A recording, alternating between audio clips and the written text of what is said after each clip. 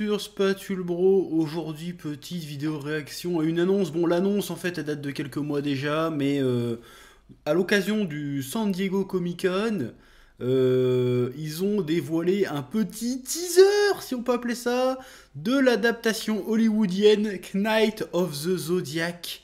C'est-à-dire, tu l'auras reconnu, les Chevaliers du Zodiac, c'est-à-dire Saint Seiya. Bon, ils ont montré une petite vidéo des backstage, du tournage, mais il y a quand même quelques indices sur la direction que va prendre cette adaptation. Bon, on sait déjà qu'on a plusieurs infos que j'ai glanées ça et là. Apparemment, ils ont confiance dans le projet, ce qui prévoit de faire 5-6 films, si j'ai bien compris. On va voir, hein, parce que déjà, tout le monde a le traumatisme de Dragon Ball Evolution. Et c'est vrai que quand tu regardes la stratégie de communication, si je me souviens bien, c'est un peu la même qu'à l'époque de Dragon Ball Evolution, où ils avaient sorti des vidéos, des tournages et tout, avant de balancer un véritable teaser. Et déjà, ça puait la merde à l'époque. Donc on va voir. Bon, déjà au casting, on sait qu'il y a le fils de Sonny Shiba qui fera, j'oublie son nom. Attends, j'ai ouvert la page. Je regarde la page, c'était marqué comment il s'appelle. Il s'appelle. En plus, c'est Toho Animation et Sony Pictures. Bon, déjà, Sony Pictures, ça pue la merde, hein. On se rappelle du chef-d'œuvre Morbius. On se rappelle du chef-d'œuvre Venom. Donc, au casting, nous avons qui? Nous avons Makenyu, il s'appelle. Donc, c'est le fils de Sonny Shiba. Sonny Shiba, c'est le mec qui faisait. Il faisait plein de films aussi. Il me semble qu'il apparaît dans Kill Bill. Et il fait le gars qui vend le. Hattori Enzo. Voilà, c'est ça qu'il faisait, je crois. Et plein d'autres trucs qu'il a fait, il me semble, Sonny Shiba. Il me semble qu'il était dans le dernier Kill Bill. Madison Eastman, je ne sais pas qui c'est, qui va jouer le rôle de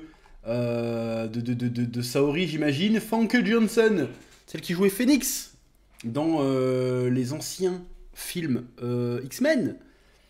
Sean Bean, qui jouait Kenny dans South Park, c'est un peu lui. C'est-à-dire que dans tous les rôles qu'il fait, à un moment donné, il crève. Et là, apparemment, il va jouer le rôle du gars Kido, là. Donc, il va certainement crever dans le film aussi. Et il y a un autre acteur que je sais pas quel rôle il va jouer, mais on s'en fout. Et apparemment, il y a Marc Dacascos aussi. Bon, déjà de base, à l'annonce du truc, t'as envie de souffler. Parce que quand tu vois déjà la dernière adaptation de Netflix des Chevaliers du Zodiac, t'as envie de tout foutre en l'air, t'as envie de tout cramer. Tu vois, et en plus, là, à cette époque. Mais on va voir le casting, mais ça sent la polémique sur le casting déjà. Est-ce qu'on va avoir Sean avec des testiboules ou est-ce qu'on va avoir Sean en mode hein, je ne suis pas un homme, monsieur. Bref. Je sens le casting de Sean va être encore sujet à discussion. Est-ce qu'ils vont faire Sean homme, qui serait 10 fois plus intéressant, ou est-ce qu'ils vont se contenter de le faire en gonzesse, ce qui serait un peu la solution de facilité pour genre remplir le casting.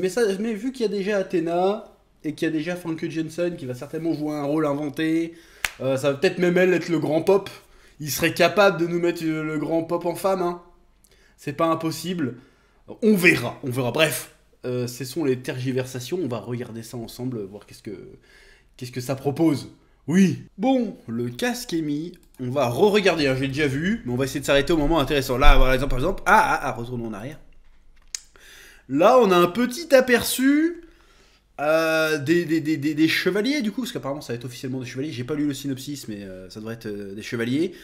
Là, comme ça, il y a l'air d'avoir un design assez fidèle à ce qu'on peut voir dans l'animé, en tout cas. On reconnaît le code couleur de Seiya, hein, c'est-à-dire qu'on a du rouge et de l'argenté. À côté, je vois un peu de vert. Je me dis, c'est peut-être Shiryu. Donc là, on a probablement comment dirais-je, un acteur asiatique pour Shiryu, ce qui serait logique, puisqu'il est censé être chinois. Et à côté, on voit quelqu'un un peu blond, là. Et un peu de bleu à côté. C'est sûrement ce bon vieux Yoga. Mais on va voir ce que c'est. En tout cas, le design n'a pas l'air dégueulasse. Mais après, c'est un cara design, c'est pas porté, on verra. Parce que bon, tu fais Saint Seiya, faut surtout pas foirer les armures. C'est la base. Ok. Ah, attends, je vais m'arrêter tous les 5 minutes, hein.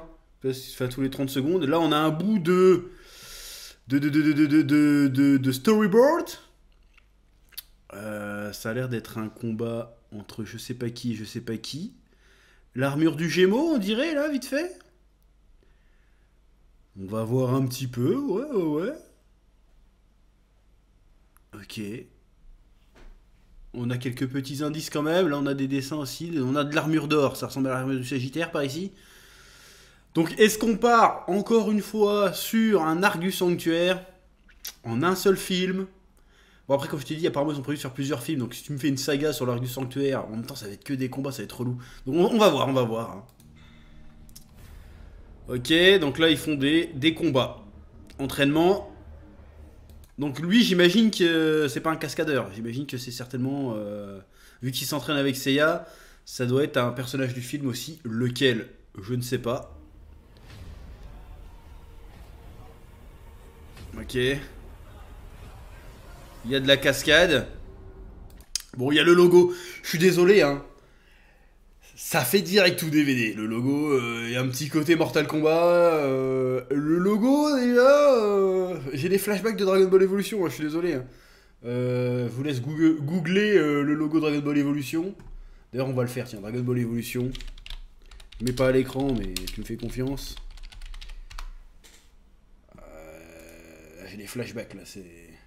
Ouais, là, déjà, le logo Dragon Ball Evolution était éclataxe. Là, on est un peu dans le même délire, hein. Bon, c'est pas la même police, hein, mais on est dans le même délire. Le côté métallique. Bon, là, il nous balance Pegasus Fantasy pour faire genre, eh, t'inquiète. Ok, donc Seiya qui se bat dans des bas-fonds, dans une espèce de ring octogonal. Pourquoi pas hein, ça, ils vont reprendre le délire de la série Netflix, Seiya, gamin des rues, certainement. Qui se découvre le cosmos. Et là, je viens de câbler en disant ça, parce que je me dis que putain, en fait, ils adaptent pas le manga. Si ça se trouve, ils adaptent la série Netflix. Et si c'est ça, bah, la catastrophe arrive, en fait. C'est horrible. Tu sais, comme dans Gantz, ceux qui ont lu Gantz. Tu sais, vers la fin du manga, ils vont devant la boule, ils font catastrophe. Et tu vois, poum, un compte à rebours qui arrive avant la catastrophe. Bah là, c'est ça, en fait. Si c'est ça, putain, je viens d'avoir une révélation. Ça se trouve, c'est ça. C'est une adaptation. Attends, je vais aller relire le synopsis. Cette origin story, Seiya est un orphelin vivant dans la rue lorsque l'énergie mystique connue sous le nom de Cosmos s'éveille en lui. Seiya se lance dans un voyage en Grèce pour conquérir l'armure de Pégase. Ouais, c'est le synopsis de la première saison sur Netflix. Hein.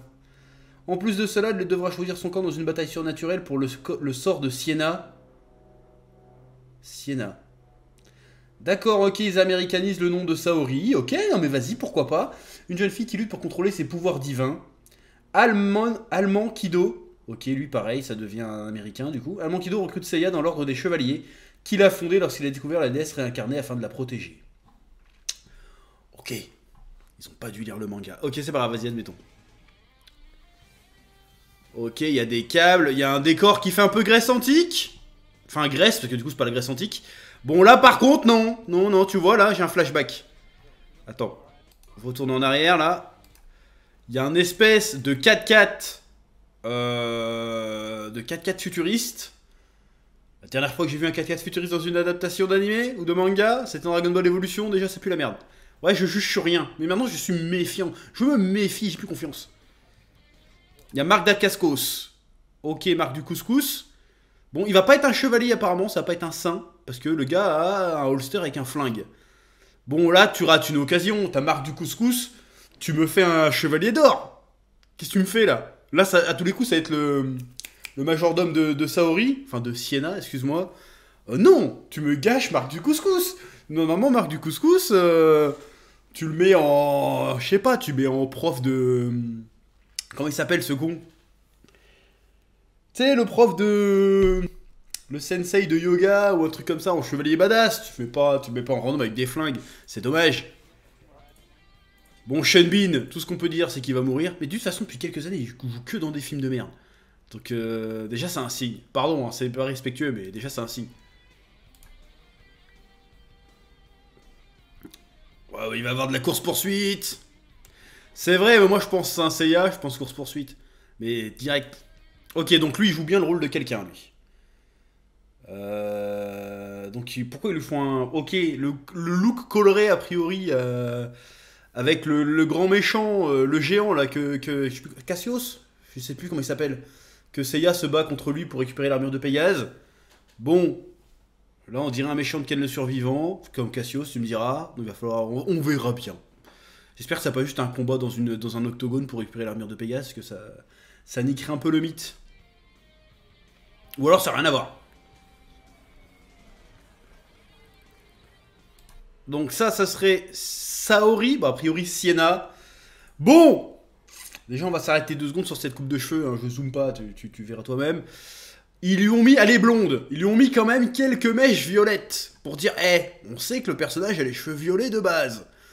Pareil, encore une fois j'ai des flashbacks, parce que la dernière fois qu'il y a un personnage féminin à cheveux colorés, adapté en live action et se contenter de faire un rappel avec une seule mèche colorée, c'était pour Dragon Ball Evolution pour le personnage de Bulma. Donc, là les étoiles s'alignent. En plus ça va monter sur une moto. Elle va monter sur une moto, elle est habillée en mode cuir et tout. Est-ce qu'ils vont faire de Sienna une espèce d'ado rebelle qui refuse son destin et qui s'enfuit? Un peu comme dans la série Netflix, si je dis pas de bêtises, hein, ou même dans la dernière adaptation en CGI qu'ils avaient fait.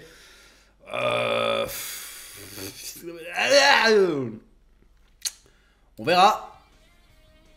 Famke Janssen, ok, qui est habillé tout en cuir, qui est branché à une machine apparemment. Qu'est-ce que c'est que ce délire là? Mais à tous les coups ça a été le grand pop. Qu'est-ce que tu paries? Qu'est-ce que tu paries? Là je mets un billet sur la... C'est quoi cette lumière dégueulasse? Attends, il y a une lumière dégueulasse depuis le début de la vidéo, je suis désolé. Ouais, c'est un peu mieux. C'est quoi cette merde? Il y a peut-être Saitama qui fait un caméo. Je sais pas, pardon. Je fais des blagues de merde, je suis désolé. Ok. Ah, c'était qui le mec derrière avec les cheveux longs? Il y a un mec avec les cheveux longs derrière et avec un médaillon là. Parce qu'apparemment ils reprennent le délire des médaillons à la place des Sakuberites pour mettre les Miss Close dedans. Ça se trouve c'est Shiryu qui est là? Je ne sais pas.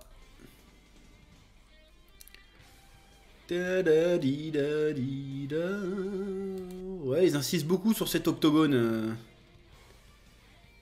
Ah si, elle est habillée comme... C'est quoi ça? C'est quoi ce costume?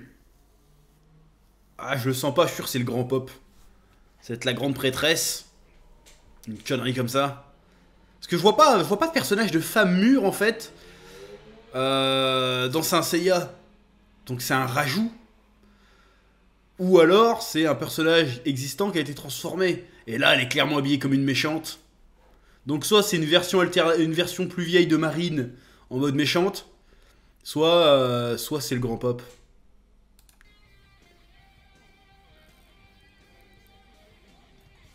Ok, donc Marc du Couscous il est là. Waouh, waouh, waouh. Est-ce que ça serait Seiya enfant ça? Avec sa grande sœur du coup.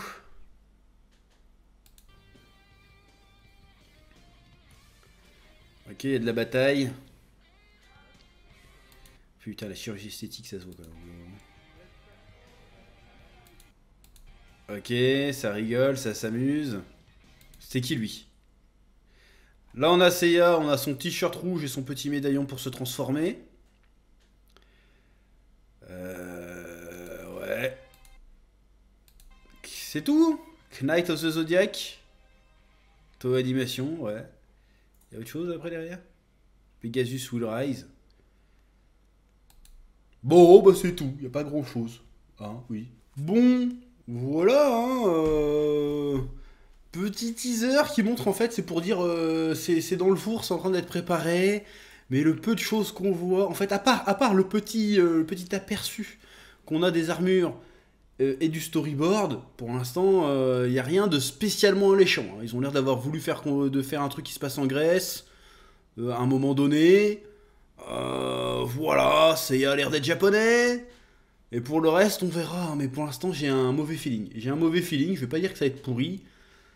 Même s'il y a de bonnes chances, j'espère me tromper. En vrai, quand je dis ça, c'est pas pour être médisant, mais j'espère de tout cœur rentrer dans la salle de cinéma où, je sais pas, parce que peut-être qu'ils vont pas avoir confiance à sortir direct sur les différentes plateformes, j'en sais rien.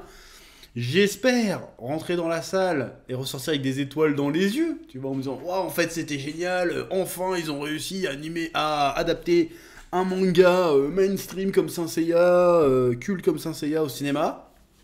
C'est tout ce que je souhaite. Mais là, comme ça, si le but c'était de donner envie ou de rassurer, je trouve que c'est un peu raté. Parce que là, je ne suis pas rassuré et ça donne pas spécialement envie non plus.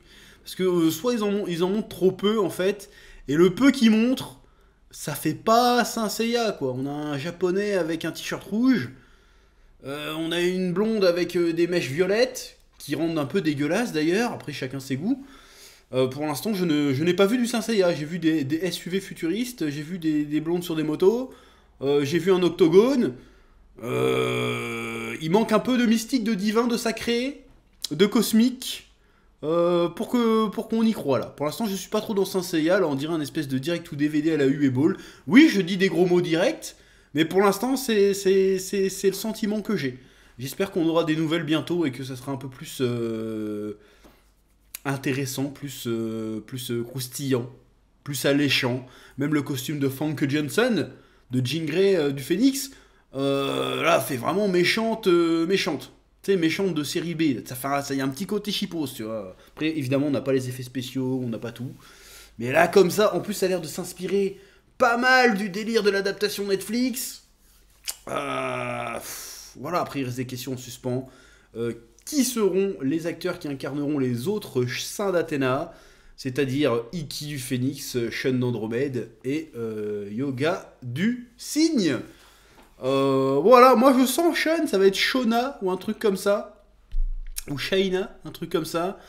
Et je mise même sur un Iki Renoir. Voilà, c'est les paris. Il est d'accord avec moi, petit chef. Ah, t'es d'accord? Oui. Le petit chef à côté, il est d'accord. Voilà, je suis curieux. On verra, on verra. Après, bon, c'est évidemment, comme d'habitude, je précise, il y en a qui... peu importe les changements de casting ou de couleur des personnages, c'est pas ça qui fera que le film sera raté ou réussi. Nous verrons bien. Mais pour l'instant, est-ce qu'on va avoir un deuxième cas de Dragon Ball Evolution? L'avenir nous le dira. De toute façon, il me semble que ça sera en 2023, si je dis pas de bêtises, donc on le saura assez rapidement, certainement. Sur ce, comme d'habitude, bon, j'ai pas Arena avec moi, donc tant pis, j'ai la flemme d'aller le chercher.